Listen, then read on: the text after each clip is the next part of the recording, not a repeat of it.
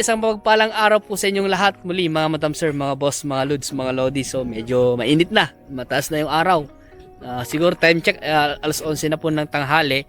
So another property for sale po ipapakita po namin. Dito pa rin po sa bayan ng Mungkada. Lalawigan po ng Tarlac. So another property po dito sa Along Bypass Road po ng Mungkada. So ito naman po ay 8,300 square meter na mayroon pong presyo na 5 million.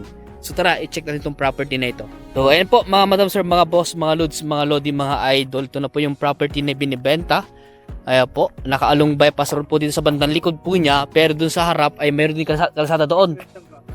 Meron daw po siyang residential sa part po na yun. Meron daw po siyang residential part dun sa banda ron. So mamaya titignan na po natin yun para makita po ninyo yung kanyang residential part. Pero wala po siyang bahay.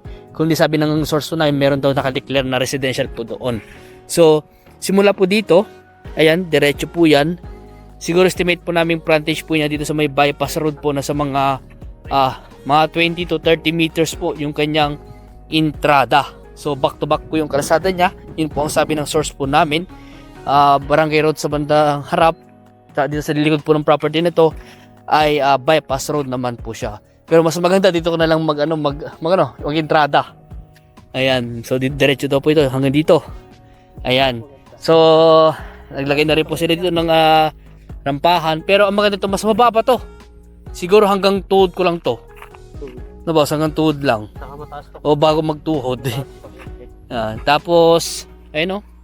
Ang ganda ng property. Ayan mga boss. So, ito po ay meron pong presyong 5 million, 8,300 square meter, titled property. Yun ang sabi ng source po namin. Okay, ito naman po ay ayun po, nakalong bypass road. As you can see, bypass road na naman po. So sa ngayong araw po ito, puro along bypass road po yung mga nai-vlog po namin mga property po ngayon. At kasama po namin source po namin. Pangilang property nito, ayan, pang-apat na po na na bypass road po. Along bypass road na property.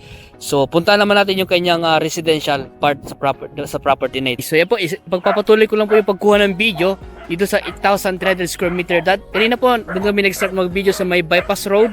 So ngayon po andito naman po kami sa another road po niya. Ito po yung barangay road po, back to back po yung kalsada.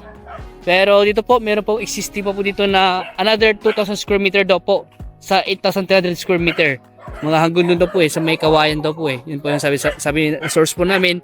At hanggang sa may pader po na yan, diretso po na yan. Ayan, bali nahati po siya ng barangay road. Ayan, so hanggang dito daw po sa banda rito pa po. Pwedeng lalagpas pa daw po sa puno ng mangga na ito, sabi ng source po namin.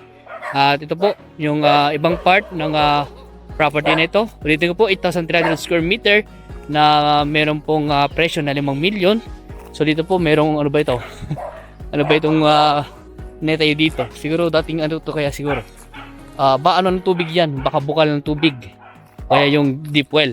Tapos meron pong isang puno ng kay Mito. Ayan, tapos yun po.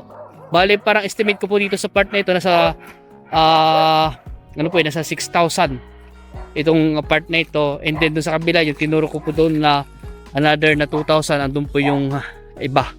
So nahati lang po siya ng barangay road. And then ayun naman po yung bypass road po. Kaya dalawa po yung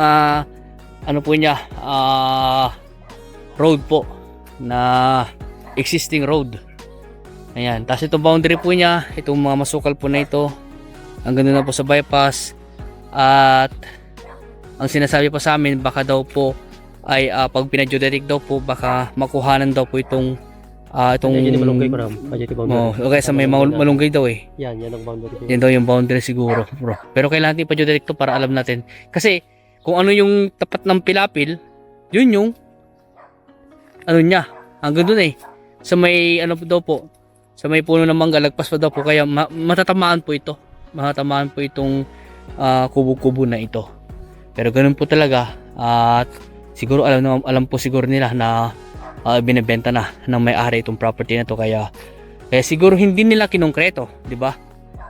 Ayan. So pansamantala lang po siguro sila naglagay po dyan ng kanilang imbakan ng kanilang mga panggatong kasi ang daming panggatong oh.